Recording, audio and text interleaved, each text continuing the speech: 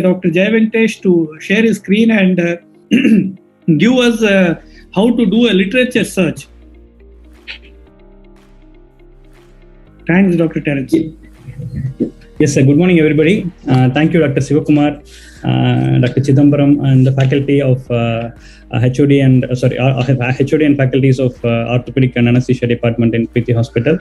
And thanks, Dr. Somashekar. And thank you, Dr. Ashok Shyam. I'm a follower of your Monday motivation programs and very technical videos by Dr. Neeraj as well. Thank you for joining us today. Dr. Praglad, I have made this presentation a bit kind of simple for postgraduates. I was told that DNB and DNB postgraduates of orthopedics and anesthesia will be attending that. So initially, I will be talking about how to do literature review and what is literature review. Then I will tell about some day-to-day usable digital tools that we can use for clinical research and especially for data storing and organizing data. So to start with, the literature review is a comprehensive study and interpretation of literature pertaining to a particular topic of interest. It is kind of link between what is already known and what you want to establish further. And it is not just summary, it is critically analyzing things to find the better evidence. So the importance of review, you might say that I'm a postgraduate student or private practitioner. I'm not a researcher, and I'm not an institution.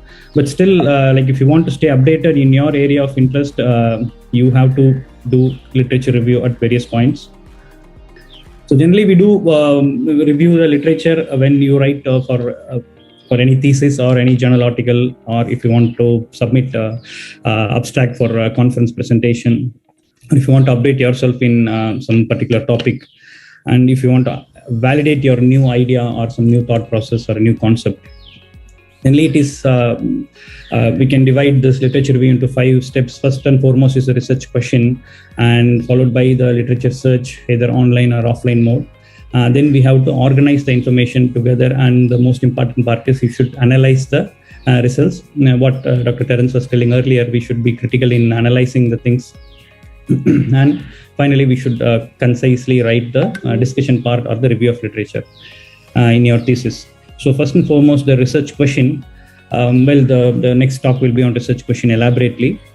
So if you are a postgraduate student or a resident, so you choose topics which are achievable within the time frame of your study.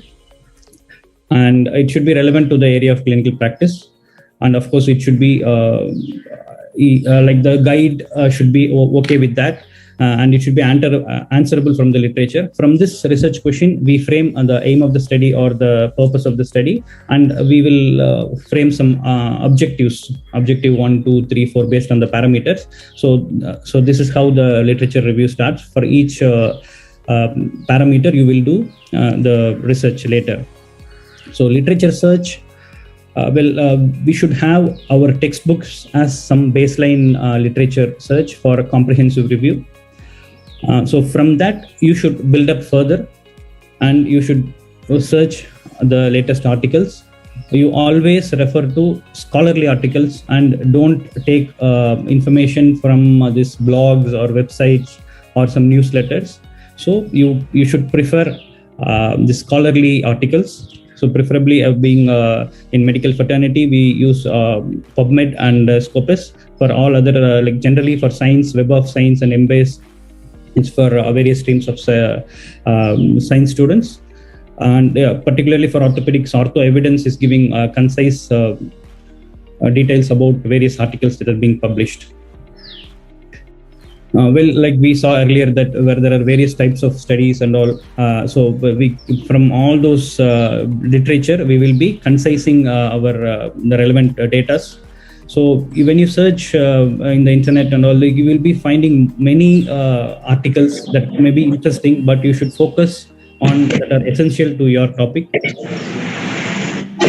Boolean query, it is not very complex thing. So generally, if you want to narrow down your search, you use like and or if you want to exclude something, then you use not in the search bar. And if you use double quotations so that you will have two phrases, a phrase search can be done. So these are explained very well in PubMed tutorials. And you should use PubMed mesh terms. So these are the keywords that are used for indexing by these search machines in the electronic libraries. So even your thesis writing as well, or journal publication, you should be using these mesh terms so that your articles will be found easily by the search engines. So use these keywords for search. So there is like if you are starting to search on a particular topic, if you found a key article, a mother article, like it was a landmark article in that pertaining to your topic. So for instance, if you have a particular only one article, if you have in your hand, so from this you can find out at least 10 more articles. So how you can do that? So first of all, you can obviously Google title search is there, so that you can do. And from the references, if you find the references, so that few of the references will be particularly focused on the topic of interest, and you can chase the authors. So that particular author will be like the more likely that he will be publishing more articles in that same domain. So you can chase the references or you can chase the authors. And of course, in the Google and PubMed, you will know what are all the future articles that have cited this particular article. So from that citations, you will find articles relevant to the present article. So this is called Bates model of berry picking. So once you like whenever you collect information, you arrange them in a chronological order. So for that, you can use Google Sheets. I will be telling that later. So you can have kind of filters from when you want to search. And whenever you do search in Google or PubMed, so you log in, you have an account, so that every time you go, that your searches will be saved in those your personal accounts in Google and PubMed, so that you can see later. So data collection is it's not very difficult. Of course, if you spend time and if you are focused in with keywords and maybe the kind of author search or citation search, you will find easily. But later you will have pile up of downloaded PDFs and downloaded articles. But the next step is most important: organizing the information. So this has to be organized in a chronological order, and here you have to divide the headings. Then who are all the authors? What is the study methodology they used? So if you organize the collected information and if you take notes then and there, and if you write it in a separate PDF or Excel sheet or Google Sheets format, it will be a ready reckoner, so that every time you do not read the entire article again. Well, of course, you can underline the PDFs and you can take printouts and underline it. So critical appraisal is like once the data is with you and you have everything jotted out separately, then you should like analyze the strength and limitations of each study, and you should critically analyze the information pertaining to your research question. So if you compile everything in a single place, it will be easy for you to like read and analyze. Further, if when you're writing up, you should always mention or like quote the articles which you have read fully. You should read the full text before putting it in your article or in your thesis. Don't just read the abstract and mention them. Well, the write-up part or discussion part is, it should be focused around your research question. You need not start with the history of the study which you are talking about. While organizing, the article should be organized in a chronological manner for you to easily understand. But when you write up, you should write concisely based on the concepts. And you preferably quote latest publications and not the older ones.